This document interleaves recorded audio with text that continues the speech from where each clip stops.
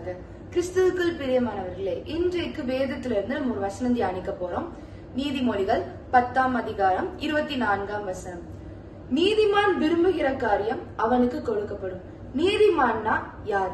ஆண்டவருக்கு பிரியமாய் நடக்கிற மகள் அல்லது மகன். நம்ம ஆண்டவருக்கு பிரியமாய் நடக்கணும்னா நம்ம என்ன செய்ய வேணும்? தினசரி வாழ்க்கையில நம்ம பொய் சொல்லக்கூடாது. பொய் சொல்லி ஒரு காரியத்தை நம்ம சாதிக்க கூடாது. நம்ம பாவம் செய்தோம்னால் அதை ஆண்டவர்கிட்ட கேட்டு நம்ம மன்னிப்பு பெற்றுக்கொள்ளணும்.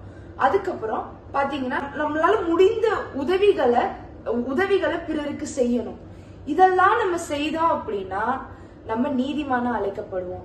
நம்ம நீதிமான அழைக்கப்பட்டோம்னா நம்மளுக்கு விரும்புகிற காரியம் கொடுக்கப்படும். நம்ம எவ்வளவுதான் ஜெபிச்சுக்கிட்டே இருந்தாலும் ஆண்டவரே எனக்கு இந்த காரியம் வேணும், ஆண்டவரே எனக்கு அந்த காரியம் வேணும், ஜெபிச்சுக்கிட்டே இருந்து நம்மளுக்கு அந்த காரியம் நடக்கல அப்படின்னா நம்ம நீதிமானா இல்லைன்னு அர்த்தம்.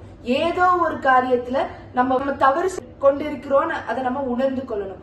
அப்ப அந்த தவறை நம்ம சரி செய்து கொள்ளணும்னா கண்டிப்பா நம்ம விரும்புகிற காரியம் நமக்கு கொடுக்கப்படும். இந்த வசனத்தை நான் தியானித்துக் கொள்ளும் போது ஆண்டவர் எனக்கு ஒரு பாடலை வெளிப்படுத்தினார். அந்த பாடலை நான் உங்களிடம் பகிர்ந்து கொள்ள விரும்புகிறேன்.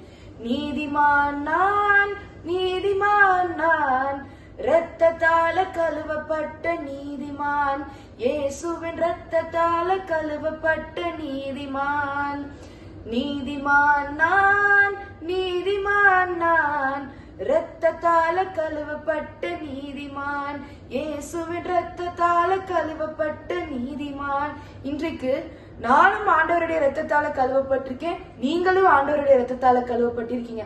நம்ம ஆண்டவருடைய இரத்தத்தால கழுவப்பட்டனாலதான் நம்ம விரும்புகிற காரியம் நமக்கு சரி வாழ்வில் நம்மளுக்கு கொடுக்கப்பட்டிருக்கிறது. இனிமேலும் நம்மளோட வாழ்க்கையில நம்ம விரும்புகிற காரியம் கொடுக்கப்படும்னா நம்ம ஆண்டவருடைய பிள்ளையாக இன்னும் நம்ம நடக்க நம்மளுடைய வாழ்வில் இரட்டத்தனையாக ஆசீர்வாதத்தை ஆண்டவர் நம்மளுக்கு தருவார். கர்த்தர் தாமே நம் அனைவரையும் ஆசீர்வதித்து காப்பாராக. ஆமேன்.